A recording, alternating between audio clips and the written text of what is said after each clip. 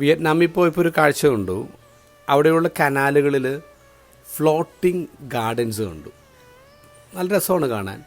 അപ്പം ഞാനന്ന് കരുതിയത് അത് ബ്യൂട്ടിഫിക്കേഷൻ്റെ ഭാഗമായിരിക്കും എന്നാണ്. പക്ഷെ കഴിഞ്ഞ ദിവസം നമ്മുടെ നാട്ടിൽ തേവര പാരണ്ടൂർ കനാലുകളിൽ അതുപോലെയുള്ള ഫ്ലോട്ടിംഗ് ഗാർഡൻ സെറ്റ് ചെയ്തിട്ടുണ്ട്.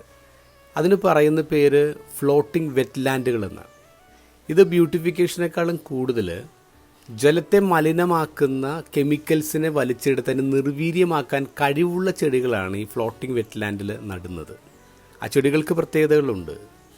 ചക്കരച്ചേമ്പ്, കടൽത്താളി, കുടപ്പുല്ല് തുടങ്ങിയ ചെടികളൊക്കെയാണ് ഇങ്ങനെ നടുന്നത്. അതിന് ഈ ജലത്തിലെ മാലിന്യങ്ങളെ വലിച്ചെടുക്കാനും നിർവീര്യമാക്കാനുള്ള കഴിവുണ്ടെന്ന് പറയാം.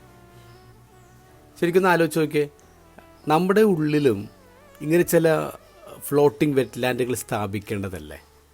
കാരണം നമ്മുടെ ഉള്ളിലും വളരെ ഭീകരമായ കെമിക്കൽ ഇമോഷൻസ് ഉണ്ടാകുന്ന ഇടമാണ്. നമ്മളെയും നമുക്ക് ചുറ്റുമുള്ള പരിസരങ്ങളൊക്കെ മലിനപ്പെടുത്താൻ കഴിവുള്ള ഇമോഷൻസ് നമ്മുടെ ഉള്ളിൽ നിന്ന് വരുന്നുണ്ട്. ഇന്നത്തെ ഗോസ്പലിൽ ഈശോ അതാണ് പറയുന്നത്, പുറത്തുനിന്ന് അകത്തോട്ട് വരുന്നതല്ല, അകത്തുനിന്ന് പുറത്തേക്ക് പോകുന്നതാണ് നിങ്ങളെയും നിങ്ങളുടെ പരിസരങ്ങളെയും മലിനപ്പെടുത്തുന്നത്. അപ്പോൾ നമ്മുടെ ഉള്ളിൽ ചില ഫ്ലോട്ടിംഗ് ലവ് ലാൻഡുകൾ സ്ഥാപിക്കണം. സ്നേഹത്തിന് അരിച്ചെടുത്ത് അല്ലെങ്കിൽ നിർവീര്യമാക്കാൻ പറ്റാത്ത എന്ത് മലിനമായ വികാരങ്ങളാണ് നമുക്കുള്ളത്. അപ്പോൾ അങ്ങനെ ലവ് ലാൻഡുകൾ സ്ഥാപിച്ചു കഴിയുമ്പോൾ കുറേയും കൂടി നമ്മുടെ ജീവിതവും നമുക്ക് ചുറ്റുമുള്ള പരിസരങ്ങളൊക്കെ വൃത്തിയാകൂലേ?